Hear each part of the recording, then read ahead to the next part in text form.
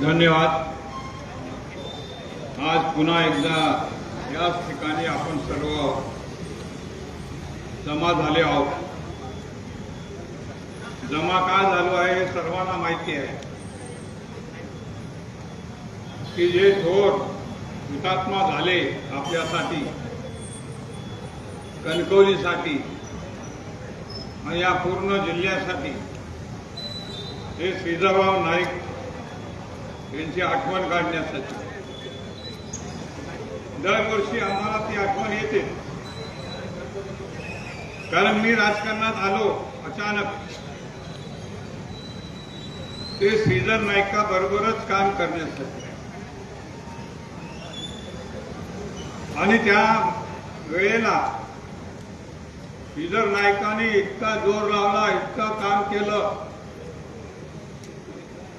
गावागावामध्ये, घराघरामध्ये ते गेल्याचं मला आठवतं। आणि मी निवडून आलो त्यावेळेला श्रीधर नाईकांनी सगळ्यांना गोळा केलं आणि मला दिल्लीला पोहोचवण्यासाठी ते सांताक्रूज एअरपोर्टपर्यंत आले। आम्ही दिल्लीला गेलो आणि परत येत असताना अचानक बातमी आली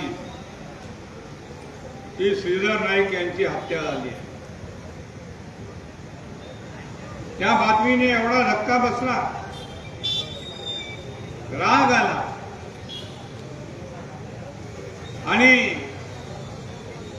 याबद्दल काहीतरी करायचा निर्णय घेतला।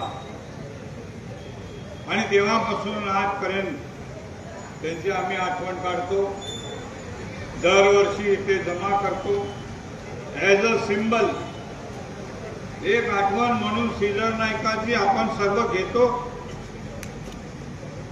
आणि आठवण घेत असताना त्यांची झालेली हत्या ही व्यर्थ जाणार नाही असं आपण वचन घेतो, आणि ती व्यर्थ जाऊ नये म्हणून आम्ही इतके वर्ष प्रयत्न केलेले आहेत। आणि त्याचं उदाहरण आज आपल्याला सर्वांना दिसत आहे। श्रीधर नाईक आपल्यातनं गेले, पण ते व्यर्थ गेले नाही असा विश्वास सर्वांना वाटतो। आणि त्यांच्या हत्येबद्दल जे झालं आहे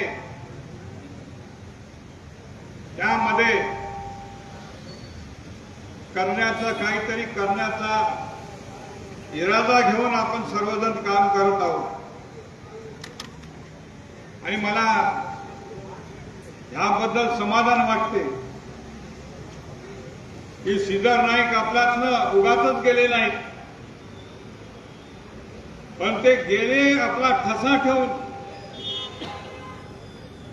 दुष्ट लोकांना इथनं आपण हाकलून देऊ असा निर्धार त्यावेळेला घेतला होता। आणि त्याप्रमाणे आज आपण सर्वजण वागत आहोत। आज देखील मोठ्या संख्येने आपण इथे आलेला आहे। आणि मला आपल्याला सांगायचं आहे की श्रीधर नाईक हे गेले असतील, पण त्यांची आठवण जरूर आपल्याबरोबर आहे। आणि त्यांनी केलेल्या कामाचा आपल्याला आठवण आहे, आणि ती सुधारणा आपण करत आहोत। सगळे श्रीधर नाईकच्या आठवणी काढून काम करत आहेत, ही अतिशय चांगली गोष्ट आहे। आणि त्यांची आठवण सतत आपल्याबरोबर राहो म्हणून मी तरी आपल्या सर्वांना विनंती करतो। आणि त्याच्या आठवणीतून त्यांनी केलेल्या कामाचा आपण पुढाकार आणखी घेऊ आणि ते करूया ही विनंती करतो। धन्यवाद। जय हिंद।